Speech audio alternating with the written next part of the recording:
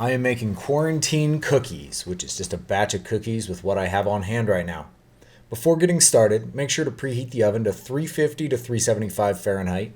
I use 350 here in Denver metro area because of the altitude. This recipe is the Ghirardelli chocolate chip cookie recipe that I have used since I was a wee lad and will post a link to. First I will make brown sugar, which the recipe calls for. Here I am breaking up the clumps in this evaporated cane sugar before adding the molasses. During a quarantine, it is important to be able to make everything you want from what is in your pantry. I purchase a large bag of evaporated cane sugar and always have this on hand packed in glass jars. This makes it clumpy, but the mixer has my back. I also keep molasses in the pantry, so I am always ready to go for a batch of cookies. I do not measure this, but add it until it looks right. I got super lucky this time that it was perfect first try. If you have not done this as many times as I have, add less. You can always add more molasses. Make sure to get the darker balls of molasses to break up and incorporate before adding more. It does not matter if your stand mixer is a tilt head or lift bowl model, and it can even be done by hand, but that's going to be a lot more work. Also make sure to scrape down the paddle. Once the brown sugar is a uniform consistency, place it back in glass jars to store it. Mix the dry ingredients in a large bowl prior to starting the wet ingredients. Here I'm mixing 2¼ cups of unsifted flour, being careful not to pack it into the measuring cup. I am using all-purpose flour, but anything will work in a quarantine.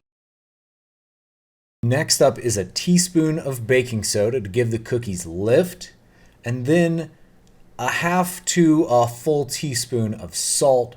I use about a teaspoon because I like the extra salt. Give it a good mix and set that aside. Now for the wet.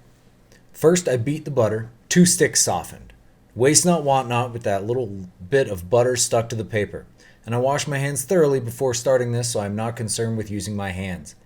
I add the 1/3 cup of brown sugar I measured after making brown sugar, and then I add a short 3/4 cup of white sugar to make up for the sugar stuck to the bowl. I'm going to let the sugars cream into the butter. Don't forget to scrape down the bowl, including the very bottom, as the mixing progresses. I want the mixture to lighten in color. I saw a patch I missed here, so I stopped and scraped it down. I was also a one-man band, checking on 2 cameras while the butter and sugar creamed together. This bowl also has a dimple on the bottom that makes scraping it down tricky, but not impossible. Also make sure to clean as you go. Once you're done with a dish, go ahead and put it in the dishes. If you watch carefully, you can see the mixture get lighter, which is what we're looking for. We're trying to incorporate air into this mixture, which will be another leavener when the cookies go into the oven. I promise it will feel like less time is passing when you're actually making the cookies. They'll be done before you know it. Alternate scraping and mixing until the mixture looks like frosting. You'll see it lighten up here in a bit and get a little bit thinner on the side of the bowl. Everything is sped up here and some things are cut out entirely, so let me know in the comments if you'd like a full-length video. It was about 18 minutes long, which I thought was a little bit long. Here I'm cracking eggs into a separate container to make sure that the eggs are good before adding them to my mix. As always, when working with raw eggs, make sure to wash your hands after adding them to the mixture. Here you can see me doing that. And again, we're going to follow the same procedure. Mix and then scrape. You can see that the butter and sugar is stuck to the side of the bowl while the eggs are just mixing on top. Doing this bowl scrape a couple times is going to ensure that everything is incorporated fully, and also mix a little bit more air into the mix for leavening at the end. In the spirit of quarantine, I'm adding my homemade vanilla extract. It is 10 ounces of Jim Beam with 1 split vanilla bean in it. Might have made it a bit weak, so I added twice what the recipe calls for. I can't follow the recipe exactly ever. Adding the extract makes the mixture grainy, and I mix it until this smooths out. You can see the graininess on the spatula. I gotta get my head in there to get a good look to ensure the correct consistency. And again, mix and scrape, mix and scrape. I'm actually having a bit of trouble not eating this mixture at this stage. With the raw eggs in this mix, I'm not taking any chances the way the hospitals are right now. I normally eat a number of cookies worth of dough while everything is mixing and once everything is together, but I'm not taking my chances this time. You can see that I'm letting this mix for quite some time to make sure to add a bunch of air into this mixture and also scraping down the bowl again. Now it's time for the dry ingredients. I add them all at once in this recipe as it works just fine.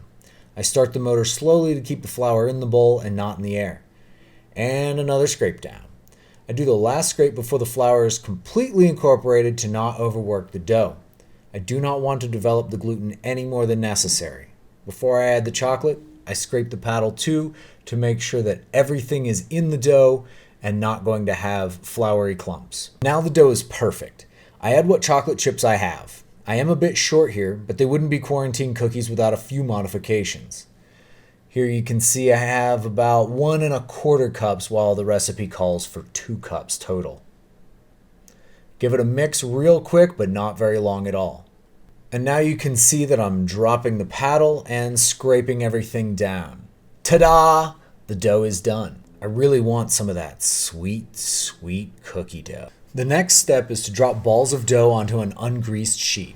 I would space them out a bit more than I did, and you will see why when they come out of the oven. It doesn't harm the taste though.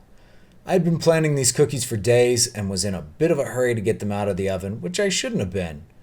Oh well, quarantine cookies. Once the dough is safely on the sheets, you can put them in the oven. If you want to do 2 at a time, make sure that the racks are evenly spaced. Voila! Finished cookies. But you can see some are touching. This is why I was saying to space them out a bit more. Stay safe out there.